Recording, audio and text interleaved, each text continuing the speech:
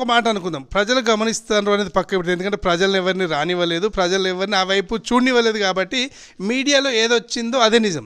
అసలు బ్రీఫ్లీగా 16 తారీఖు నాడు అసలు మీరు ఎందుకు పోలేకపోయారు అదొకటి చెప్పండి. 16వ తేదీ రోజు మా ఉమ్మడి అభ్యర్థులైనటువంటి బీఆర్ఎస్ సిపిఐ 14 మంది సంబంధించినటువంటి అభ్యర్థులం అందరం కూడా బాల్కసుమన నివాసం వద్ద నుండి మేము మున్సిపల్ కార్యాలయం వెళ్ళడానికి బయలుదేరినాం. అక్కడ ఫ్లైఓవర్ స్టార్టింగ్లోనే పోలీసు వారు, అటు డీసీపీ, సిఐలు, ఎస్ఐలు అందరూ కూడా మీరు అందరు ఇంతమంది వెళ్ళొద్దు అని చెప్పి ఆపడం, అదంతా చేస్తే మేము చెప్పినాం. మా అభ్యర్థులకు పంపిస్తే మాకు భయం అయ్యేటువంటి పరిస్థితి ఉన్నది.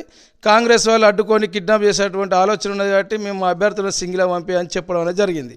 దానితో లేదు మీరు పోవద్దు మీరు అనేది చెప్పి ఇక్కడనే మమ్మల్ని ఆపుకుంటూ అది చేసిరు. మళ్ళీ తర్వాత పొండంజం పంపించిన తర్వాత మళ్ళీ ఇంకా అవతల సైడ్ ఫ్లైఓవర్ కాడ కూడా అక్కడ కూడా పోలీసు వారు ఆపి అడ్డుకొని 12:30 అయిపోయిన తర్వాత టైం అయిపోయిందని చెప్పి ఎన్నికలకు సంబంధించిన రిటర్నింగ్ అధికారి ఎంఆర్ఓ గారు ప్రకటించారని చెప్పిన తర్వాత మేము అక్కడనే ఆగిపోవడం అనేది జరిగింది. ఇది కావాల్సుకొని ఈ కాంగ్రెస్ అధికారాన్ని అడ్డుపెట్టుకొని పోలీసు వాళ్ళని ఇలా అడ్డుపెట్టుకొని వారితోని ఇలా టైం అయిపోయేదాకా మనం అడ్డుకోవడం వల్లనే ఇలా మేము ఆ సమావేశానికి పోలేకపోయినాం. అంటే 16 తారీఖు నాడు మీరు కార్యాలయానికి వచ్చి కాంగ్రెస్ వాళ్ళు అక్కడనే కూర్చున్నందువల్ల రాలేకపోయానని మీరు ధర్నా కూడా చేసిండ్రు. ఆ రోజు అక్కడికి ఎట్లా రాగలిగినారు? అప్పుడు మేము అప్పటికే మాకు రాణిస్తలేరు కౌన్సిలర్లు. కాంగ్రెస్ వాళ్ళంతా కూడా ఆఫీస్ ముందు ఉన్నారు, కార్యాలయం ముందు కూర్చుండి మన అభ్యర్థులను కిడ్నాప్ చేస్తారట అన్న తర్వాత మేము ఫ్లైఓవర్ నుండి ఆ రైల్వే ట్రాక్ నుండి మేము ఆఫీస్ కాడికి వచ్చినాం.